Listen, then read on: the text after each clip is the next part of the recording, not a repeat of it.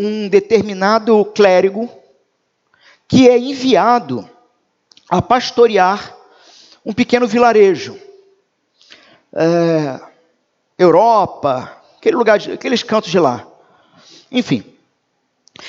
Chegando naquele vilarejo, ele percebe que a pobreza é extrema. Muita pobreza.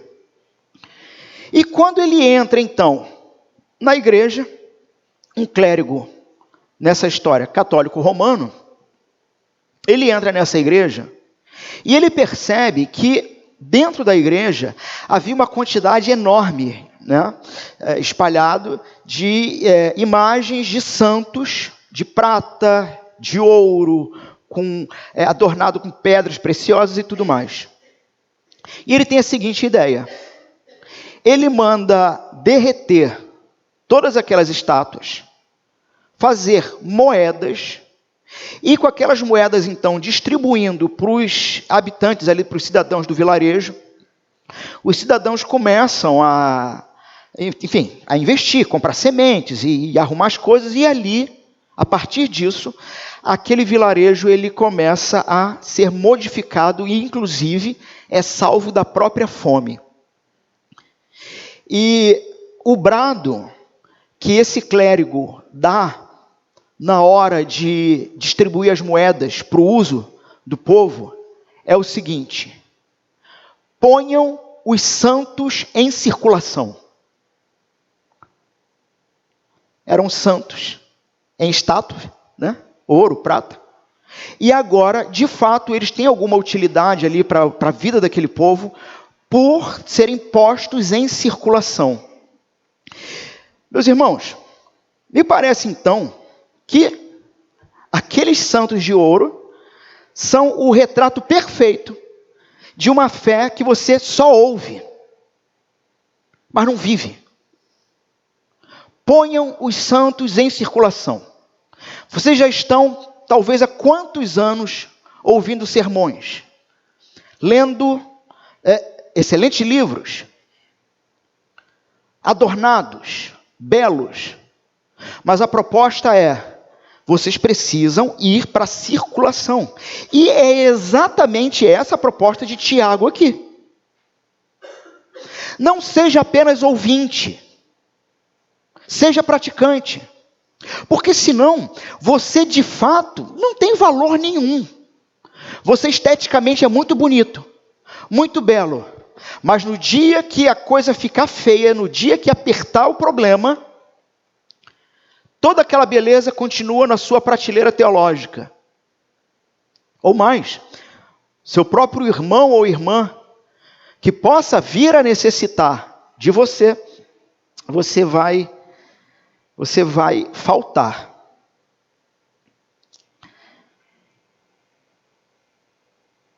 E essa então é a mesma ideia aqui da ordem de Tiago, tá? E sem rodeios.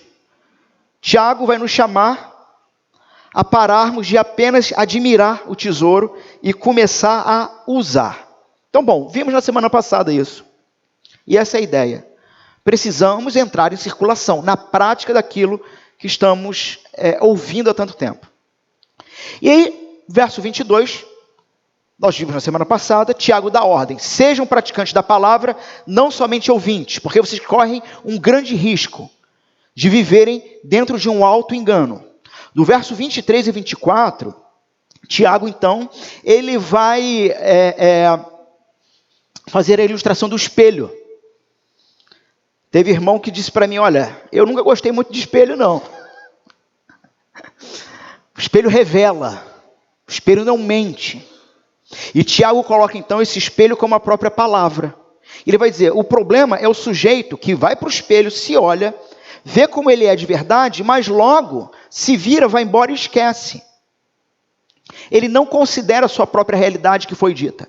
E aplicamos isso na semana passada, sobre irmãos, homens e mulheres, que vêm para um ambiente como esse de culto, ouvem a palavra, são expostos, a palavra expõe aquilo que já deveria ter sido confessado e deixado, mas ele relutantemente continua tentando se justificar, e ele vai embora e esquece aquilo.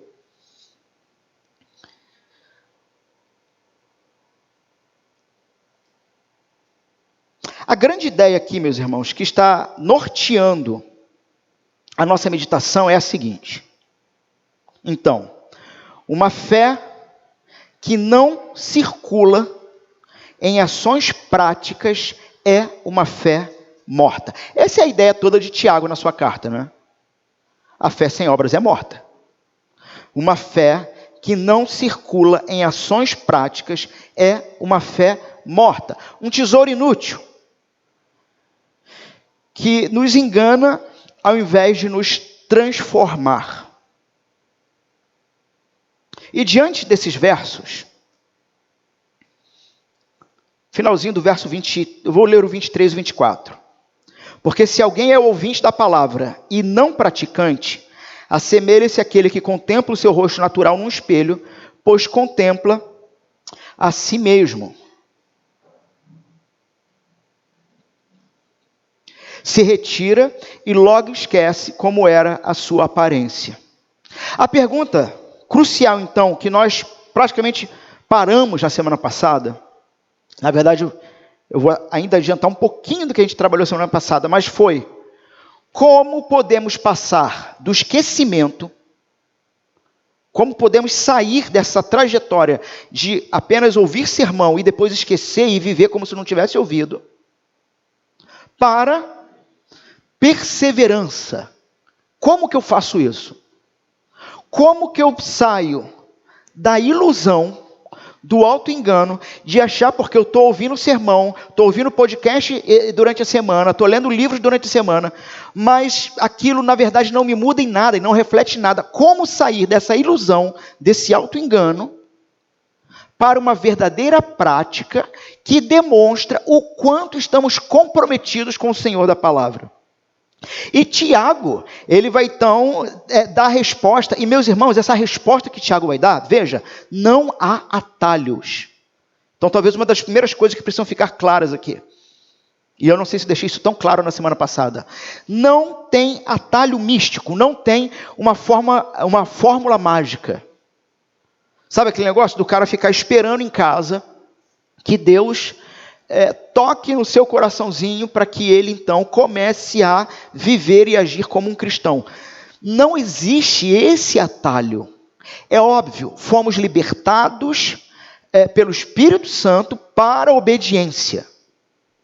Fomos livres para isso. É a gente dizendo assim: Senhor, me ajuda, eu tenho uma dificuldade nisso aqui, eu estou preso a isso aqui, e o Espírito Santo está berrando pela palavra. Não, você não está. Você só não está agindo. Você foi liberto para agir. E não agindo, aí é o cara do espelho, né? Que esquece essas coisas todas. Não agindo, você busca justificar a sua frieza espiritual ou seu não crescimento, botando a culpa na igreja, botando a culpa no pastor, botando a culpa no seu irmão. Alguns momentos de aconselhamento ou discipulado, eu tive que dizer para algumas pessoas: meu irmão, minha irmã, o seu problema não é com A ou B, o seu problema é com Jesus. Você está com um problema sério com Jesus. Tiago, então, quer tirar da nossa mente essa ideia. Não tem misticismo, não tem fórmula mágica, mas tem uma atitude decidida, determinada. Você é alguém que, capacitado pelo Espírito Santo, possui essa fibra de agir, porque a Bíblia diz que sim. E aí eu vou falar como alguns irmãos, não é? Neopentecostais. Você só não está tomando posse, ó. Nesse sentido, o termo faz todo sentido. Você não está tomando posse de uma realidade. Você continua vivendo a partir de um auto-engano e um pressuposto errado. E qual é a resposta que Tiago está dando então? Perseverança. Sejam perseverantes. Praticantes operosos, empenhados. Vocês podem fazer isto. Verso 25 então. Aquele que atenta bem para a lei perfeita, lei da liberdade, e nela persevera, não sendo ouvinte, que logo se esquece, mas operoso praticante, esse será bem-aventurado no que realizar. E na semana passada, então nós falamos sobre o atenta bem, eu vou relembrar ele aqui, o que eu não vou trabalhar hoje aqui, porque trabalhamos bastante semana passada, foi a perfeita lei da liberdade. Então Tiago, ele começa com uma ordem clara, como sair do auto-engano, da ilusão, para a verdadeira prática. Primeira coisa, atentar bem. E vimos na semana passada, atentar bem para o quê? Há um objeto a ser observado. A lei perfeita, a lei da liberdade. E esse termo eu não vou trabalhar hoje. Trabalhamos semana passada. Mas trata-se da palavra de Deus e da sua perfeição e de como ela nos liberta. Ok? Então,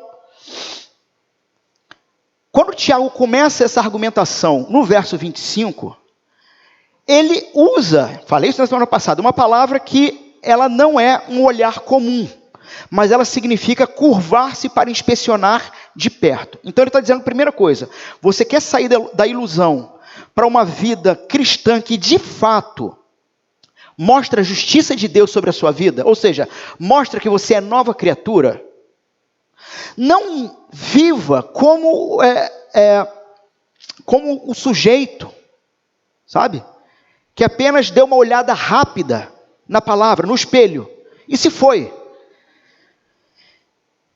Mas aquele que atenta bem, aquele que se propõe a ser praticante, é aquele que se debruça sobre a palavra. Ele estuda, ele medita nela, ele anseia por entender. Ele não trata a palavra como o jornal de ontem, mas como fonte da própria vida. A palavra então se torna seu alimento diário, seu espelho constante. Então essa é a primeira orientação que Tiago nos dá. Você tem que objetivamente fazer isso. Se debruçar sobre a palavra. Mas aí, note a sequência que Tiago nos oferece. Eu atentei, eu estudei.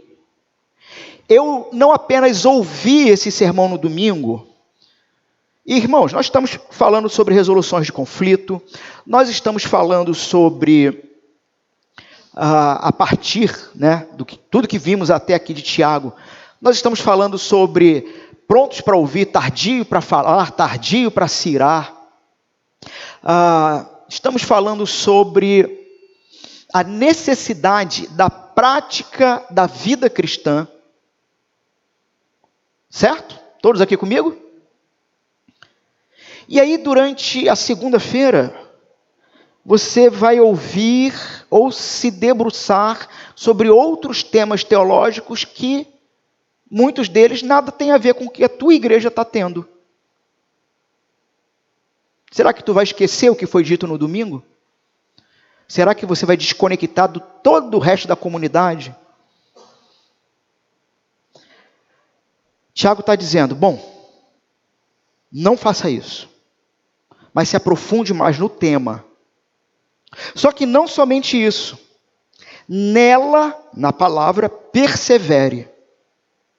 Por que, meus irmãos? Porque contemplar essa lei da liberdade, a palavra de Deus, não se trata de um evento único. Irmãos, não é um clique. Se você olha para a sua vida espiritual e diz assim, eu já fui mais firme, eu já fui mais fervoroso. Não é um culto que vai resolver a sua vida. Não é necessariamente apenas um sermão que vai resolver a sua vida. Porque se fosse assim, você não ia ter em vários outros momentos da palavra dizendo, ouça e obedeça, ouça e obedeça, ouça e pratique. A fé verdadeira, que Tiago aqui descreve, ela vai ser cultivada na persistência. E aí, irmãos, para aqueles que já estão há mais tempo com a gente vem numa construção de 6 anos, não é? De sermões e de construções. E, por exemplo, quando você lembra do Pai Nosso, e você lembra o finalzinho do Pai Nosso, os testes virão. as provações virão. E para quem lembra do sermão, virão com qual objetivo? Te amadurecer. Eles vão vir. E na própria construção grega, lá do finalzinho do Pai Nosso, a ideia essa é a regra do jogo. Tipo, você tem que estar esperando. Você não pode estar igual um bobo. Sabe aquela ovelha? É o novo na fé, não é? Assim, alegre, primeiro amor. É o cordeirinho saltitando lá no pasto. E não está atento, não está percebendo que pode haver perigos ao redor, né? Somos chamados ao amadurecimento. Os testes virão. O quanto eu tenho ouvido e praticado a palavra para no dia mau ser sustentado pela palavra. Então, essa fé, ela vai ser cultivada na persistência, na constância da caminhada diária. E, meus irmãos, é óbvio que a gente não pode ignorar o próprio Espírito Santo nesse processo. Você não está sozinho. Você não foi salvo pelo Senhor, liberto da carne e do mundo do diabo, e agora deixado sozinho para lutar a prática da fé. Não, você foi selado pelo Espírito Santo e pela graça de Deus, com o auxílio do Espírito, chamado à obediência. E aí é interessante que nesse ponto o Espírito não vai te forçar. É aquela história, Martinho Lutero falava algo nesse sentido. Qual a diferença do sujeito que ora muito para o sujeito que ora pouco? Ele diz, os dois são cristãos. Mas o que tem uma vida com Deus mais objetiva é alguém que desenvolve, Martinho Lutero traz essa ideia, é alguém que desenvolve uma sensibilidade espiritual diferente daquele que tem pouco relacionamento com Deus. Os dois são amados, os dois são filhos, mas um está numa relação com Deus que o faz ter um olhar e uma percepção para as coisas ao seu redor de forma mais sensível ao Espírito.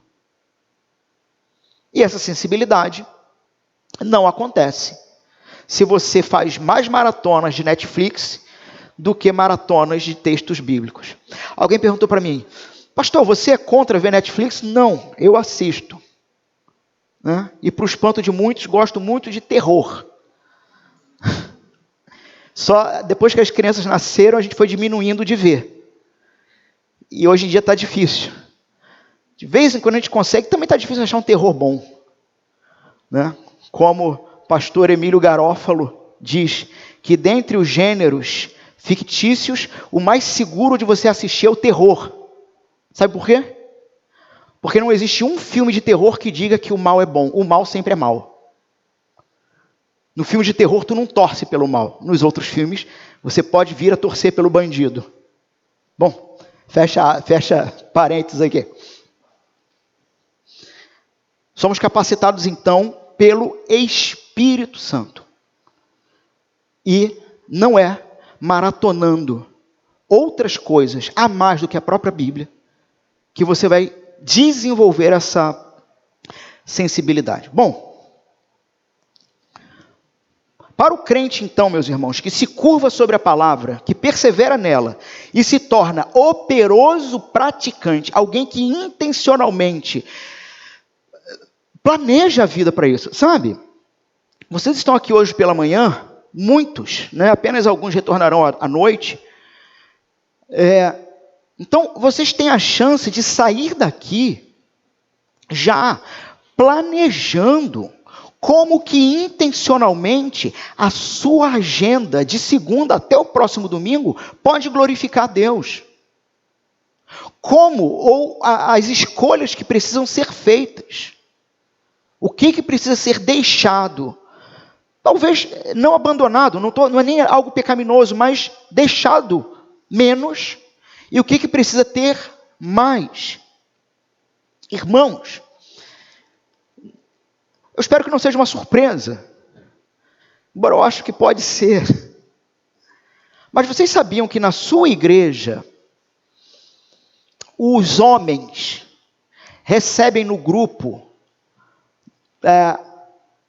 na sexta-feira normalmente, o texto de domingo, com o objetivo de pegarem esse texto e entre sexta e sábado, terem um momento de 20 minutos, 30 minutos que seja, de devocional com a família, para se prepararem para ouvir o sermão de domingo. Vocês sabiam disso? As mulheres, as irmãs dessa igreja, sabiam disso? As casadas? Porque se você me disser, pastor, eu não sabia, a culpa é do teu marido, que não está conectado e acompanhando a vida da igreja. E aí ele não te falou. Entende? Nós estamos oferecendo formas intencionais de você se preparar. Então é isso. Tiago nos apresenta agora, nos entrega uma promessa para aqueles que, de novo, se curvam sobre ela, perseveram nela e se tornam praticantes. Se organizam intencionalmente para praticar o que estão ouvindo. Qual é a promessa aqui? Esse será bem-aventurado no que realizar. E aí, eu vou pedir que passe aquele slide para mim, Guilherme. Porque eu vou precisar trabalhar ou explicar uma ou duas palavras aqui para vocês. Preste atenção, meus irmãos, a este termo. Bem-aventurado. Conseguiu achar? Estava por aí. Foi? Tá. Dá mais um clique. Aí. A palavrinha ali, Macários. Tá? Essa palavra não se trata apenas de ser feliz, no sentido comum. A ideia do termo grego aqui, que é o mesmo termo que Jesus usa em Mateus 5, as bem-aventuranças, a ideia do grego não é uma felicidade passageira, ou uma felicidade que depende das circunstâncias. Então, olha só. Este que se curva sobre a palavra, persevera nela e se torna operoso praticante, esse será Macários, bem-aventurado. Do que se trata essa palavra? Se trata de uma determinada felicidade divina. Uma felicidade profunda,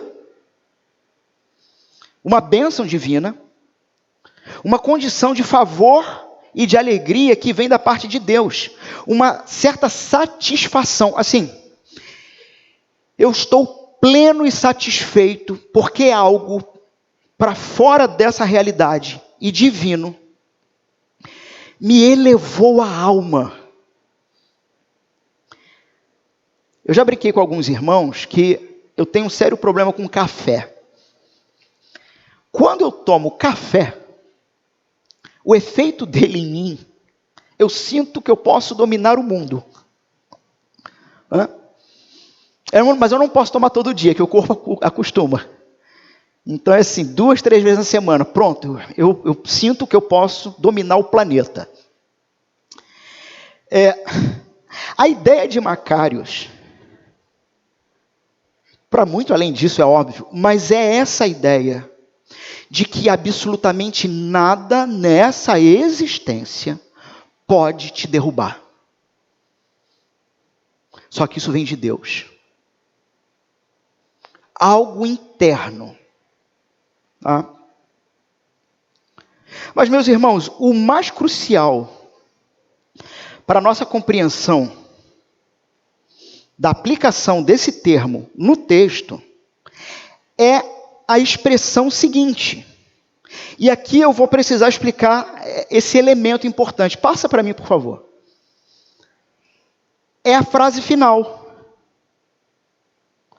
Se você não compreender essa frase final, você não pega o que Tiago está querendo dizer sobre essa felicidade que faz com que nada nesse mundo te abale. Do que se trata essa palavrinha ali? Aquela palavrinha ali. Que na nossa tradução está no que realizar. Não é? Ou pode ser traduzido também como em seu fazer. Só que o seguinte, vocês estão vendo essa primeira palavra, a preposição em? Para quem não sabe, aquele é. Mas aquele V no grego é um N. Então, em. Essa preposição aqui significa dentro de. Então vamos lá. Dentro de. Deixando isso como algo importante, eu vou reler a frase. Eu vou reler o verso. Será bem-aventurado, não no que realizar, como está a nossa tradução, ou em seu fazer, mas será bem-aventurado dentro do fazer, dentro do realizar. Pastor, o que muda aí? Muda tudo.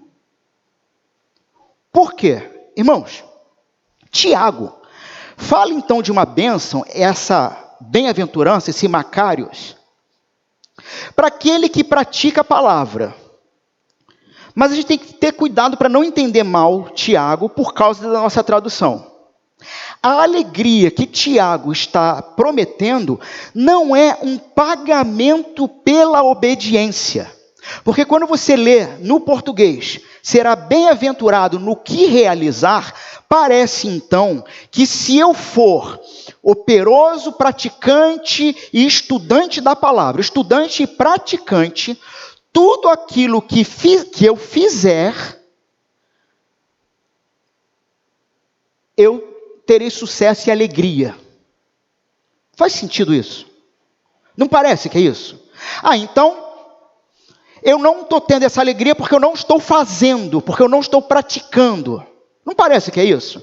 Mas não é isso que Tiago está falando. Tiago não está prometendo pagamento pela obediência, como uma espécie de salário que Deus nos deve. Eu fiz, eu pratiquei. Então, tudo que eu fizer agora tem que ter benefício para mim. Não se trata, meus irmãos, de um benefício que lucramos por bom comportamento. Tiago não está dizendo que a bênção virá depois do seu fazer, como um prêmio. Pelo contrário, Tiago está trazendo uma coisa mais profunda. A bênção, a bem-aventurança, é encontrada no próprio ato de obedecer. Muda tudo. Eu já não vou mais praticar querendo algo. Mas o que Tiago está dizendo é que o debruçar-se sobre a palavra e intencionalmente me colocar numa posição de prática, esta prática já é a bênção e a alegria divina que te move. A bem-aventurança não é resultado. A bem-aventurança, a alegria divina é a prática. Deixa eu tentar ilustrar aqui. Pense num músico, um grande músico. A alegria dele não está apenas no aplauso final. No domingo passado eu toquei aqui, conduzi a equipe de música. E eu confesso, meus irmãos, que na parte da tarde eu estava tão cansado, que de tarde, por um momento, quando eu fui me arrumar para vir para o culto à noite, eu estava em paz, tranquilo. Porque por um momento eu esqueci que eu ia tocar. Eu pensei assim, bom, eu vou só pregar, vou até pedir para alguém dirigir o culto. E aí me veio à mente, eu vou tocar. Eu esqueci. Por um momento eu esqueci, à noite. E pela manhã, sempre, naturalmente, é uma tensão, nós que estamos aqui, em fazer aquilo que foi proposto para Deus e para que os irmãos não tenham embaraços no culto. Então é tenso aqui para nós. É tenso, sempre é. Para que os irmãos sejam bem servidos. Sempre é tenso. E eu comentava com alguns irmãos, olha, mas o ensaio de sábado foi tão bom. Foi uma alegria. Foi assim, para mim, principalmente, foi um desestressar. Não que eu esteja estressado, tá? Acabei de voltar de férias. Mas foi assim, um momento assim de...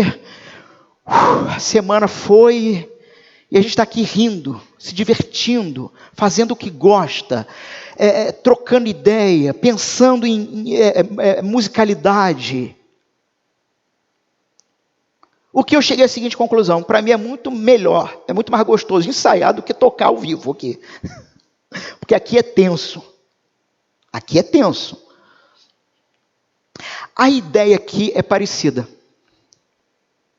A alegria do músico não está apenas no aplauso final, que é óbvio, é bom. Aqui eu falo de um músico, uma apresentação, né? Mas a verdadeira alegria, a profunda satisfação do artista, está na própria execução da melodia.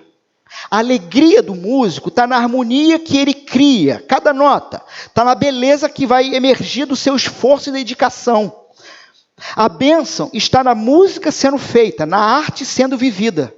Meus irmãos, da mesma forma, para o cristão, a bem-aventurança não é um prêmio que recebemos depois de obedecer, mas a própria melodia que se toca enquanto a vida é vivida em conformidade com a vontade de Deus. É você praticando aquilo que está te dominando, e eu usei esse exemplo domingo passado, você praticando aquilo que está te dominando, a lei perfeita da liberdade, você vai se sentindo cada vez tão livre quanto a esse mundo, que a própria execução da prática é divino.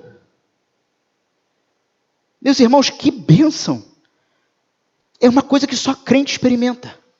O não cristão não tem a menor ideia do que a gente está falando. Porque é sobrenatural.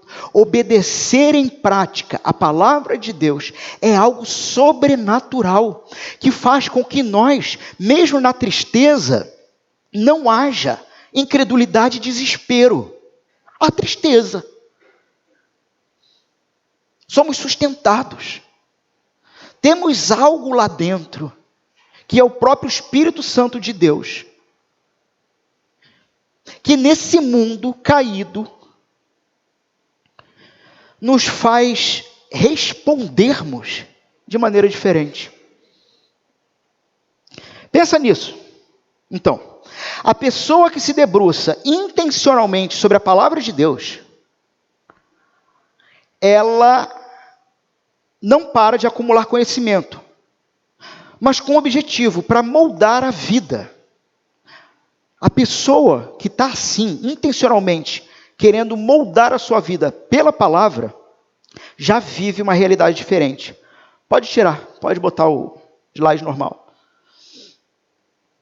A alegria dessa pessoa, então, não vem depois da prática, está contida na prática. Veja, meus irmãos,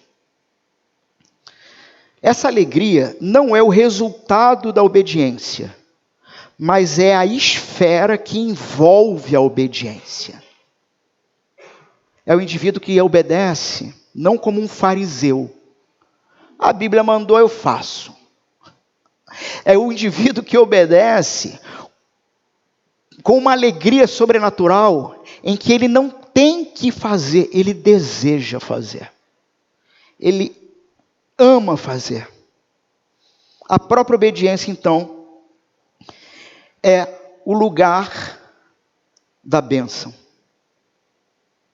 Então, meus irmãos, me permitam reler o verso 25, reler o texto, com essa clareza em mente, numa tradução mais fluida, tá? Ouçam, pode até acompanhar aí, mas ouça agora, a partir dessa explicação. Mas aquele que se debruça sobre a lei perfeita que nos liberta, e nela persevera, não como um ouvinte esquecido, Mas como um praticante dedicado, esse encontrará a felicidade e a satisfação profunda na própria prática da palavra. É isso que o Tiago está dizendo. Conclusão, para agora irmos para as aplicações. Se Deus quiser, vai dar tempo.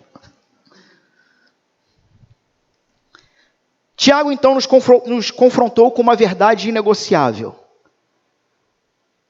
mas também nos apontou a promessa gloriosa. Partimos da dura realidade, e aqui eu estou fazendo um compilado de tudo, né? Domingo passado e hoje.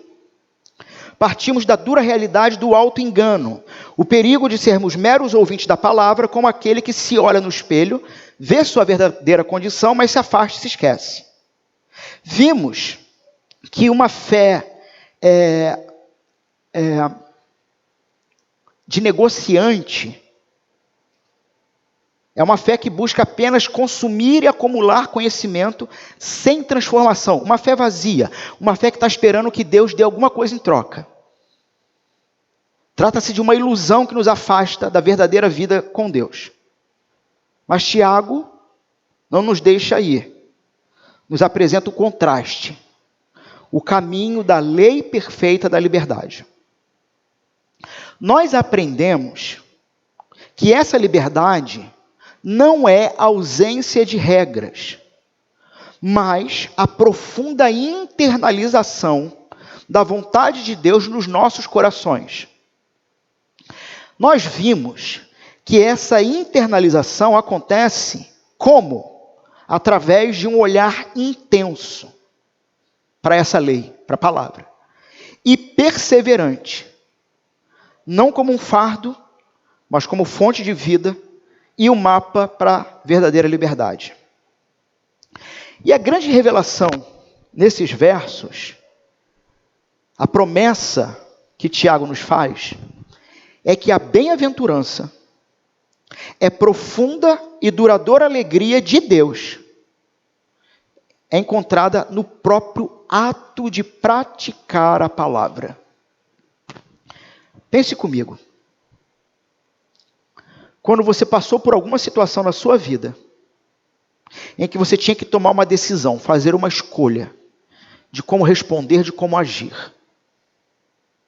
E você queria responder ou agir ao seu próprio modo. Mas o Espírito Santo te lembrou de algo da palavra. E você resolveu obedecer e agir conforme a palavra. Alguém já passou por algo parecido com isso? Me diga, se depois de obedecer à palavra, uma paz e uma alegria não te dominou o coração. Mas não foi só depois de obedecer, foi no próprio ato. Começou ali. Porque você agiu como alguém que foi regenerado.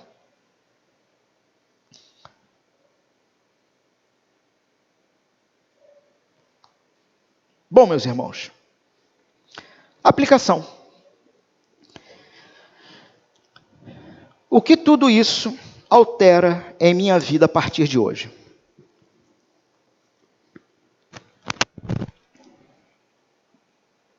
Dividi então 2 blocos grandes, onde no primeiro bloco eu vou aplicar esse texto dentro da proposta de resolução de conflitos. E um segundo bloco com 4 ou 5 aplicações maiores para outras áreas da vida. Dentro do primeiro bloco, eu vou apresentar o sujeito que age de forma errada e o sujeito que age de forma certa. Vamos lá? Aplicações de Tiago 1, do 22 a 25, em resoluções de conflito. A partir de tudo que vimos aqui, então, nós descobrimos que obedecer à palavra já é um ato de grande alegria. Portanto, resolver conflitos pode deixar de ser algo angustiante para você e ser transformado em ato de adoração a Deus. Ato de comunhão com o Senhor, na proposta de comunhão com o conflitado. Vamos para um primeiro exemplo. O exemplo do cara que ignora a palavra, tá? O ouvinte desatento, reflexo do espelho que foi ignorado. Pensem comigo. Quando um conflito ele explode na sua vida, sua casa, trabalho,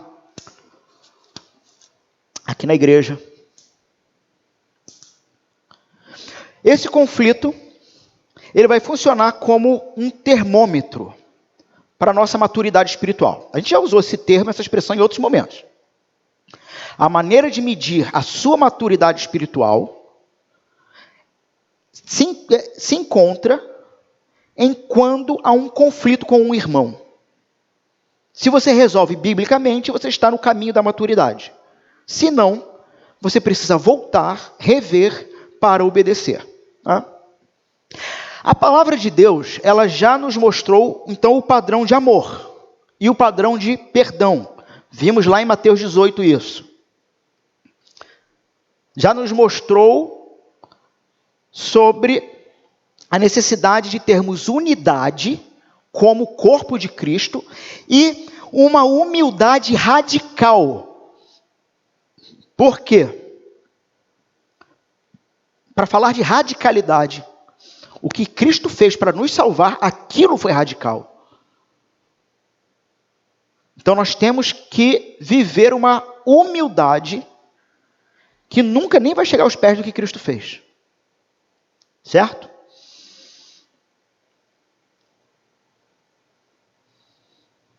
Como então um espelho, a palavra revelou ao nosso coração como a gente tem que se conduzir. E a gente está nessa jornada já há um tempo. Muitos de nós ouvimos, né? Muitos de nós, enquanto o pastor prega, está assim, ó, né? Concordando com a cabeça, talvez até emocionados, mas aí chega a terça-feira. Chegou a terça-feira, tá bom? Depois de um domingo como esse. E alguém te traz uma palavra dura. Uma expectativa frustrada. E o que vai fazer o ouvinte esquecido? O exemplo errado que Tiago nos deu. O ouvinte esquecido. O ouvinte esquecido, ele dá uma espiada rápida, né, uma olhada no espelho da palavra, não gosta do que vê sobre si mesmo ali. O que ele vê ali no espelho? Então vamos lá, houve o conflito na terça. Peraí. A palavra diz que tem que fazer isso e isso. Mas eu não quero. Por que eu não quero? Porque o meu orgulho foi ferido. Porque não é justo. Ou seja, eu quero promover a minha justiça. E aí esse indivíduo, imediatamente ele vai desviar o olhar da palavra, ele vai se esquecer do que a palavra revelou sobre ele mesmo e vai focar na face do outro. Ou seja, ele vai sempre culpar o outro. Ele sempre vai buscar a justificativa num pecado do outro, dizendo que é maior do que a de si mesmo. E vai gradativamente se tornando um perito no pecado alheio. Que coisa terrível, meus irmãos. Sermos peritos no pecado dos outros. Vejam então o retrato do coração desse que esqueceu a graça, que esqueceu o evangelho, que não está praticando o que ouviu, que desviou o olhar e foi construir sua justiça pessoal. Como é que é o coração desse cara? Vamos lá. Primeiro, no coração dessa pessoa, ele constrói um arsenal de justificativas. O cara que numa resolução de conflitos não quer agir como a palavra manda, no seu coração ele vai construir um arsenal de justificativas. Ele vai catalogar cada erro dos outros, pulindo seus próprios argumentos para provar que está 100% certo. Sua energia não está na reconciliação, mas na vindicação, na vingança.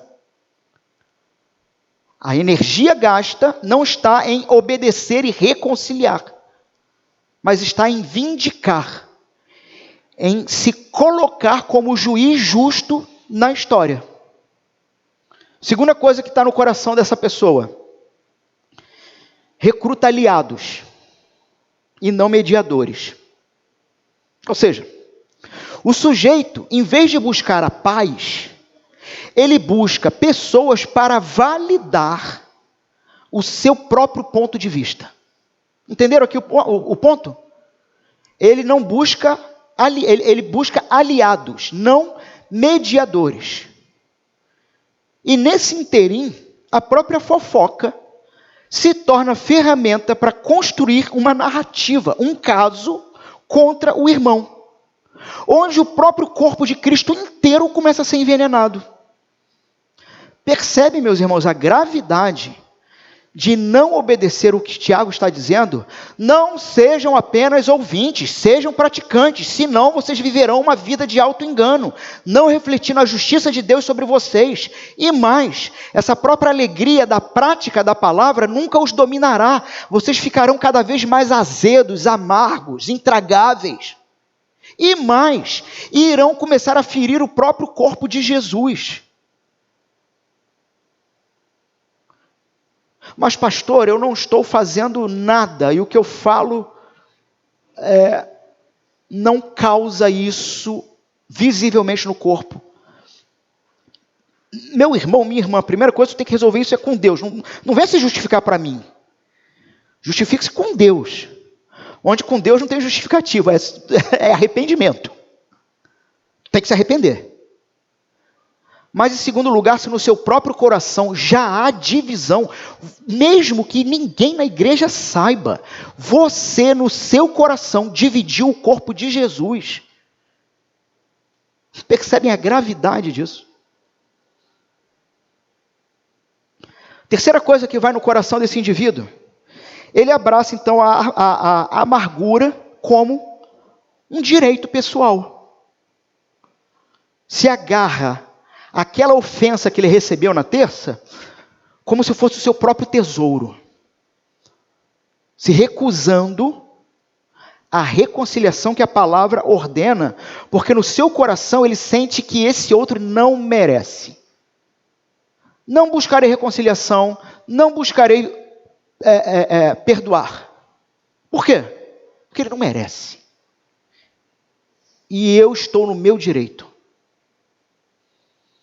E a quarta coisa que vai no coração desse indivíduo, ele pratica uma obediência seletiva. Ele seleciona, não, olha só, a palavra é o seguinte: eu vou obedecer o que me agrada. Normalmente é o que, quando tem bênção envolvida, né? O povo quer obedecer quando tem aí uma barganhazinha. Meus irmãos, o que é essa obediência seletiva? Ele espera que o outro cumpra Mateus 18. Estão entendendo? Há um conflito. Ele espera que o outro venha resolver o conflito, enquanto se isenta de responsabilidade de ser um praticante do Evangelho.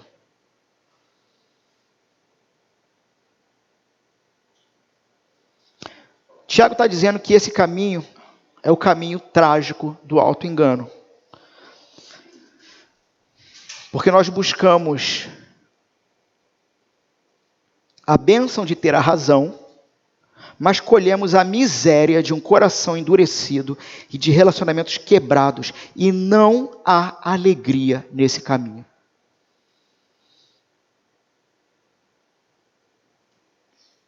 Segundo exemplo. Agora, o olhar perseverante, o que pratica e é feliz nesse processo, como é que ele age? O praticante. Ele não é alguém que não se magoa, ele se magoa. Ou que não vê erro no outro, é óbvio que vê. A diferença é o que esse que quer praticar a palavra faz depois de olhar para o espelho do conflito. Como que ele vai agir? Primeira coisa, então, ele se debruça, a palavra grega, sobre o olhar atento, se inclina com atenção, mas não para a ofensa, para a lei da perfeita liberdade. Vocês estão entendendo aqui? Houve um conflito. Eu não vou me debruçar sobre a ofensa. Eu não vou me debruçar sobre o ofensor, como os exemplos anteriores, cativando no meu coração as minhas razões e justificativas. Mas eu vou me debruçar sobre o que a lei da perfeita liberdade fala. E aqui está a chave.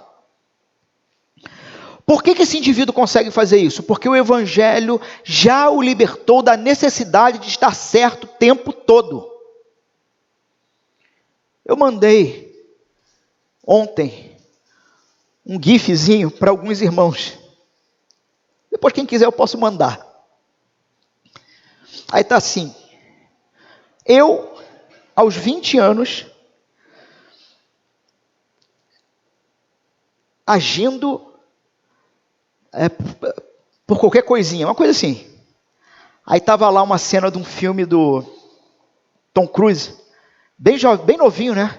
E pá, brigando, gesticulando, com 20 anos. Aí corta assim: eu depois dos 40, reagindo a qualquer coisa. Aí é um outro ator lá, que a pessoa está ali falando, ele está assim, ó.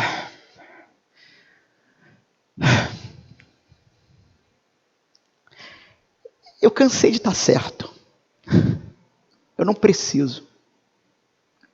Há outras formas de resolver pacificamente.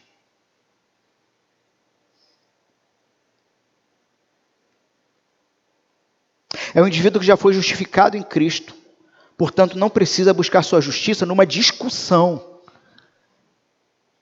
Ele está livre do orgulho ferido, livre para amar, livre para tomar a iniciativa de perdão e reconciliação. Suas ações, então, são fruto dessa liberdade em Cristo. Então, olha só. O autoexame vem primeiro, tá? Aqui é prático, irmãos. Brigou com alguém, tá? Ou brigaram com você. A primeira pergunta não é o que ele ou ela fez de errado, mas, Senhor, a primeira pergunta que tem que ser feita, se debruçando sobre a palavra, Senhor, o que este conflito está revelando sobre o meu coração? O foco não é o outro, mas o primeiro problema que tem que ser resolvido é você com Deus. O que este conflito está revelando sobre o meu coração? Onde o espelho da tua palavra está mostrando as minhas falhas?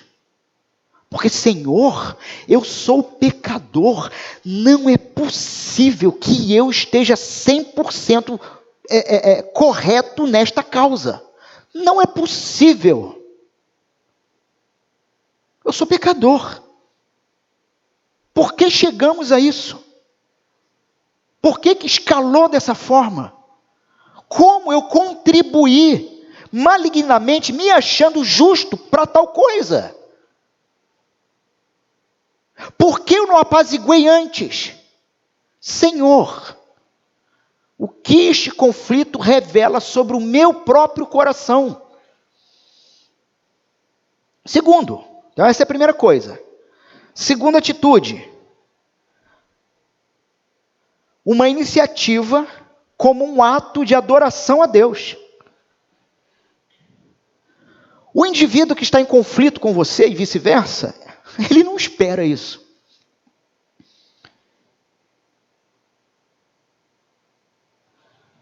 Ele não espera por isso. Você, então, vai diante de Deus, não com uma lista de acusações. Senhor,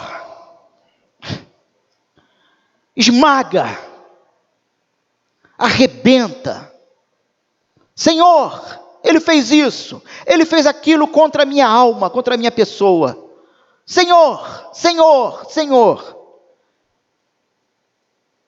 Mas o indivíduo que foi para o autoexame da palavra, na sequência, ele vai com uma lista, não com uma lista de acusações, mas com um coração pronto para confessar a sua parte neste erro em busca de paz. Primeiro para Deus. Onde eu errei, Senhor, me corrige e me perdoa, porque eu não vou conseguir me reconciliar com o outro que me ofendeu, se eu primeiro não tiver clareza sobre o meu erro e o teu perdão, porque é pelo teu próprio perdão que eu tenho tudo o que necessito para perdoar qualquer outro, pois se não experimentar o teu perdão, não perdoarei ninguém, mas sei que só experimentarei o seu perdão quando reconhecer o meu pecado. Faz sentido isso, meus irmãos?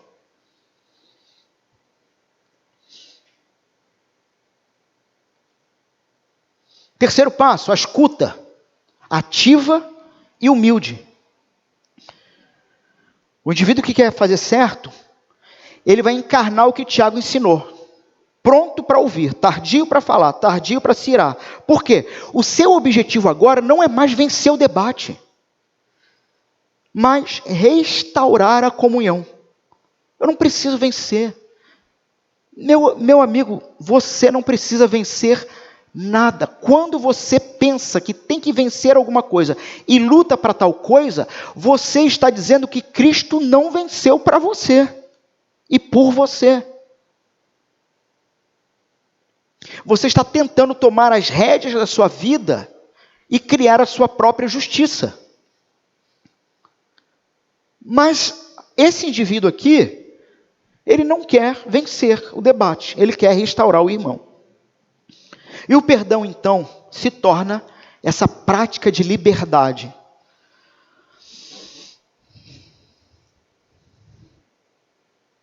A lei da liberdade o libertou da morte, do pecado e da morte. E também o liberta diariamente das correntes de ressentimento no coração. Me diga se isso não é maravilhoso. Me diga se os conflitos que todos nós passamos, experimentamos até hoje, poderiam ter sido completamente diferentes se tivéssemos observado esta prática. Como que você poderia estar almoçando ou jantando no dia de ação de graças ou no Natal com aquela pessoa, sorrindo? Quantas coisas você perdeu na sua vida por causa do seu ego e o seu orgulho, malditos, que teimam em escapar da cruz. A promessa de Tiago se cumpre, então. Você vai ser extremamente feliz fazendo isso. A bênção não é um prêmio que você recebe no final. A bênção é o próprio ato de obedecer. A paz de uma consciência limpa, a alegria de um relacionamento restaurado, o testemunho poderoso de um evangelho que realmente funciona. Resolver um conflito biblicamente não é, meus irmãos, sobre ser bom, é sobre ser livre. Porque se você não resolve conflitos, é porque você está escravizado por você mesmo. Aplicações gerais agora, eu acho que dá tempo.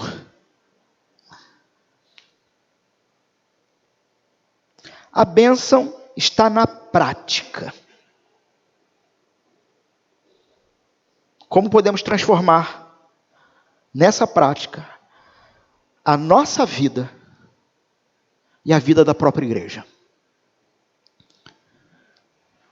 Então nós descobrimos aqui em Tiago 1:25 uma verdade que revoluciona. A alegria está na própria prática da palavra. E isso muda tudo na nossa prática de fé. Porque deixa de ser uma negociação, faço para ganhar, obedeço para ganhar. Deixa de ser isso e passa a ser uma relação. Eu obedeço porque o amo e encontro alegria na obediência a Ele.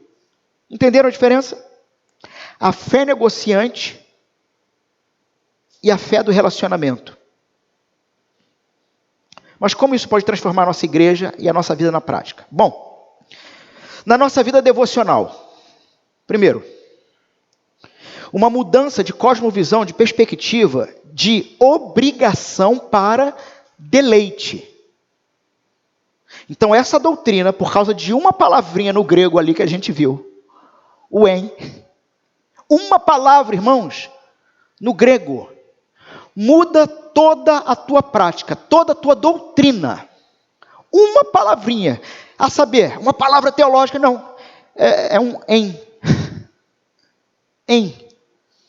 dentro. Muitos de nós lutamos com a leitura bíblica e com a oração. É ou não é, meus irmãos? Há uma dificuldade naquela constância diária. Isso é mais comum. Não é só você, não. Por quê? Lutamos com isso. Porque nós temos a tendência de ver essa leitura bíblica, essa oração, como um dever a ser cumprido. Eu tenho que cumprir este dever. E quando falhamos, somos consumidos por culpa. Ou é só eu? Será que é só eu que tenho isso? A lei da liberdade de Tiago nos propõe uma nova perspectiva. Veja, precisamos sair. Eu poderia ter posto isso aqui até ali numa forma de planilha. À noite talvez eu faça. Nós precisamos sair da mentalidade da obrigação para a mentalidade do deleite. Como que é isso? Mentalidade da obrigação. Eu tenho que ler a Bíblia hoje. Mentalidade da obrigação. Mentalidade do deleite. Eu posso me encontrar com Deus em sua palavra hoje. Perceberam a diferença? Mentalidade da obrigação.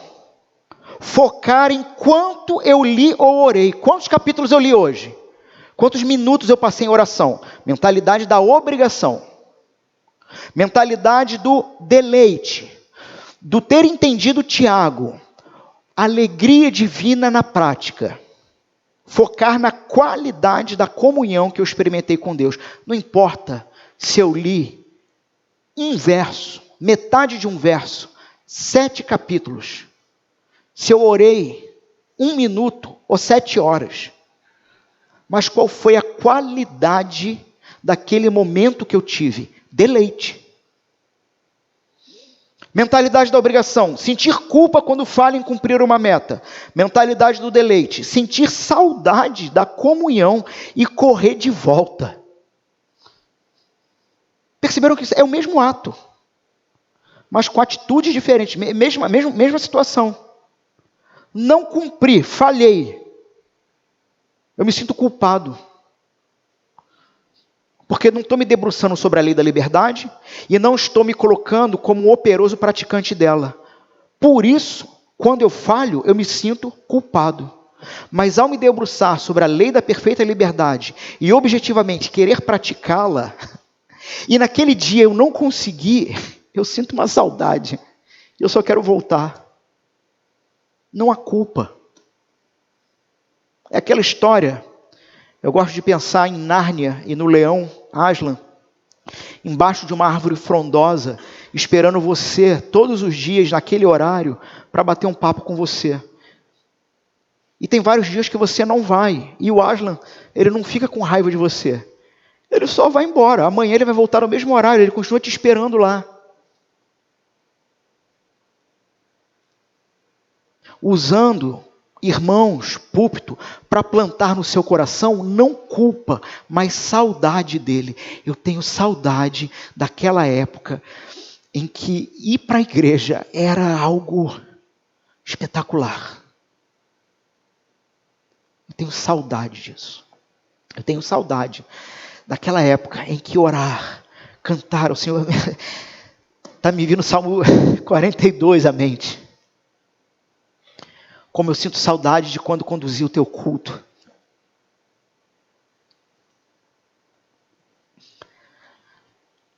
O Evangelho tem como proposta te tirar a culpa religiosa e plantar desejo e saudade.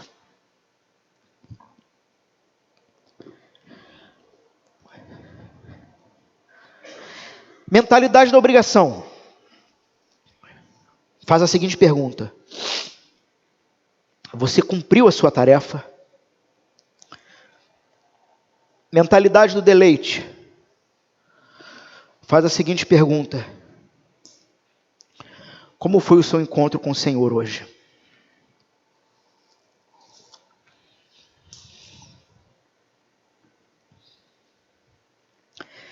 Desafie-se a ver seu tempo com Deus não como um item a ser riscado na lista do dia, mas como a fonte da sua alegria diária.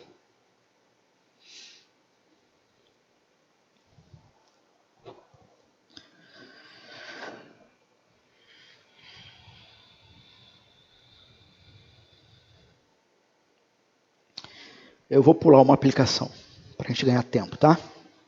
Seria um cuidado mútuo de juízes a restauradores. Mas como a gente já tratou Mateus, resolução de conflitos, tá lá. Aqui só teria alguns desdobramentos mais práticos, eu posso colocar isso no grupo depois. Vamos falar do serviço na igreja. De fardo para transbordamento. Meus irmãos, seja no louvor, seja na escola dominical, que nós nem temos, mas um dia, quem sabe, temos tido os discipulados que começaram até ontem, na diaconia, qualquer outro ministério, sempre existe o risco de se tornar um peso. Recepção, hospitalidade, grupos pequenos. Sempre existe o risco de se tornar um peso, de se tornar uma performance para agradar a Deus. Isso é muito perigoso. Meus irmãos, às vezes a gente passa por alguns conflitos, nós da mesa administrativa, porque alguns irmãos são muito felizes no serviço à igreja, mas a gente não percebe o mesmo compromisso na vida com os irmãos e no culto cristão. E às vezes a gente entra num dilema onde a gente coloca A, B ou C, crendo que aquilo de alguma forma vai dar um up, como já aconteceu em outros casos, mas outros casos não dá o up. E eu sei que a gente vai entristecer a pessoa porque a gente vai tirar, mas a gente vai tirar. Porque a vida cristã não pode ser uma vida de serviço. O serviço precisa ser uma resposta à alegria de viver com quem você vai servir. Fez sentido isso? Ou ficou complicada a frase? O serviço precisa ser uma resposta alegre, porque você vai servir quem você ama, quem você se relaciona. O contrário disso é tornar a prática de serviço na igreja como uma performance na tentativa de agradar a Deus e se enganar como se servir a igreja de alguma maneira te desse crédito com Deus ou com outras pessoas. E nesta igreja, irmãos, nós não vamos facilitar o seu pecado. A gente tem alguns dilemas aqui na igreja. quanto a isso. Há então a mentalidade do fardo. Olha só. Como é que é a mentalidade do fardo? Eu sirvo para que a igreja cresça. Ou eu sirvo para que Deus me note. Sabe onde você vai parar com essa mentalidade? No esgotamento, um burnout. Além de ser corroído por dentro, porque o tempo todo vai estar se comparando com outras pessoas que não servem igual você. Você vai adoecer, a ferrugem vai comer o seu coração, porque você vai se comparar o tempo inteiro, dizendo, eu sou melhor porque eu sirvo mais. Mas como que é a mentalidade da liberdade? Eu sirvo porque encontrei tanta alegria em Cristo, que o meu serviço é apenas o transbordar disso. Se me for tirar do serviço, eu ficarei triste, porque não encontrarei outra forma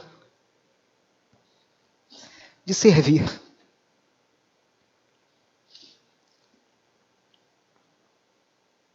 Ao meu Senhor e Rei, e aos meus irmãos.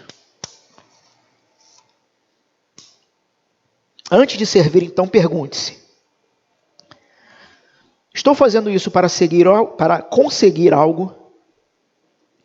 Ou estou fazendo isso porque já recebi tudo? Sirva a partir, então, de um coração cheio, não de um coração que busca se encher através do serviço. Por último, irmãos,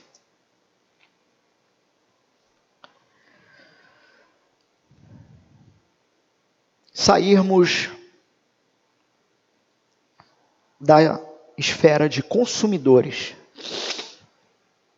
para praticantes felizes. E aí isso tem a ver com a nossa audição em relação à palavra. A forma, irmãos, como nós ouvimos a pregação no domingo, ouça o que eu vou dizer. E eu acho que a gente devia começar a orar, sabia? Para Deus nos dar um lugar maior. E de preferência, um espaço que não seja comprido, mas que seja largo. Por quê? Meus irmãos, entenda, o que eu vou dizer agora não é uma crítica, não é mesmo. Até porque é largo, é comprido.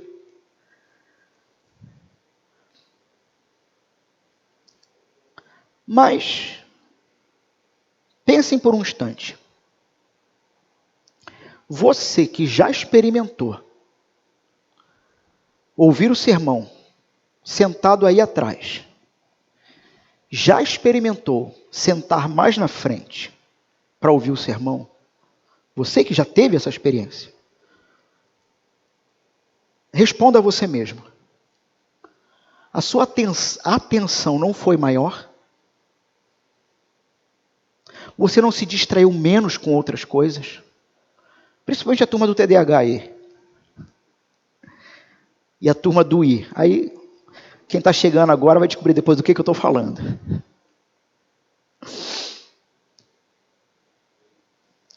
E aí, de novo, não é aqui uma crítica nem nada, é porque não tem nem lugar. Quer dizer, os irmãos estão atrás, é mais difícil mesmo. E a caixa de som, o som não chega talvez tão completo como aqui na frente.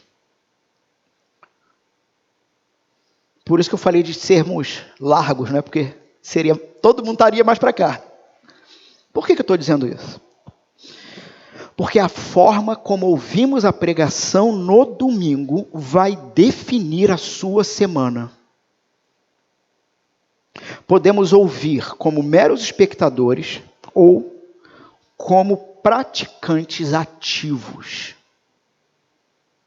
E aí eu sei que quem está sentado mais atrás e tem interesse, e eu sei que tem, precisam inclusive estar mais atentos, porque qualquer um que abre essa porta ali, é ou não é, irmãos? Tira a atenção. Tira a atenção. A gente sabe que é assim.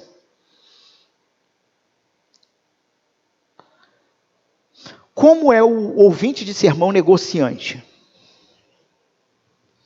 O negociante é aquele que faz a seguinte pergunta: o que eu ganho se eu fizer isso que o pastor está falando? Esse é o negociante. Ou qual é a fórmula para o sucesso? O negociante, ele está frequentando um ambiente como esse, ouvindo o sermão, em busca de uma bênção externa. O ouvinte relacional, ele pergunta,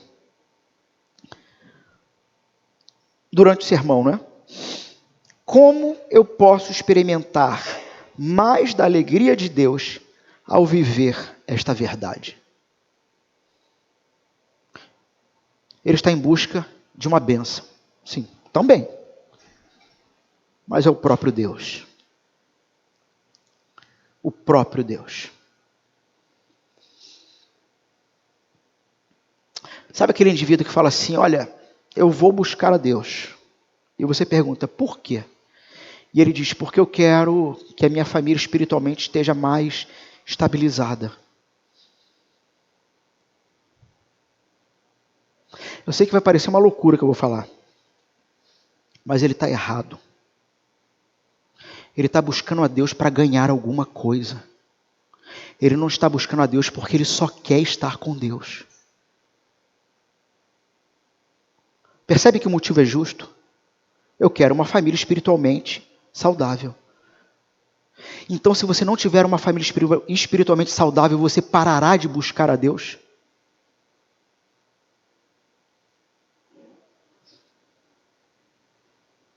Você pode estar idolatrando a sua família e usando Deus como ferramenta para isso. É um indivíduo que fala assim, eu vou orar mais, jejuar mais, me relacionar mais com Deus, porque eu quero largar a pornografia. Quero largar a mentira. Você está errado. Você está buscando benefício de Deus. Mas um indivíduo que diz assim, eu vou buscar a Deus porque eu quero experimentar dele e nele algo que só pode ter significado nele. Você vai largar a pornografia. Tu vai parar de mentir.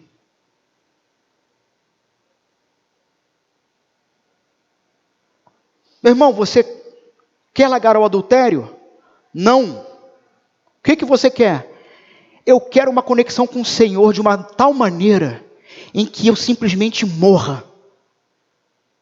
E nesse processo, o adultério é posto de lado. A linha de relacionamento com Deus é muito fina. Onde nós apenas queremos estar com Ele e onde nós queremos algum tipo de benefício dEle. E até sobre isso, temos que refletir e nos arrepender. Porque a proposta é, ainda que a figueira não floresça, ainda que não haja mantimentos, ainda que... Todavia eu me alegrarei no Senhor. Porque não busco nada nem ninguém além do próprio Deus. E sei que de tudo, a palavra dele é a mesma. A minha graça te basta. Você consegue viver com essa afirmação? A minha graça te basta. Você não vai ter o que você quer. Você não vai conseguir o que você quer. A minha graça te basta. Você consegue viver com esta afirmação? No próximo culto, ouça o sermão não como uma lista de tarefas. E eu encerro aqui. Mas como um convite para um banquete. Entendendo que ouvir a palavra com o coração pronto para a prática é já participar do banquete. A satisfação de ver a palavra viva em você, transformando suas atitudes, seus relacionamentos, sua visão de mundo. Essa é a bem-aventurança de Tiago 1,25 em ação, no próprio ato de se render à verdade, ouvida e praticada.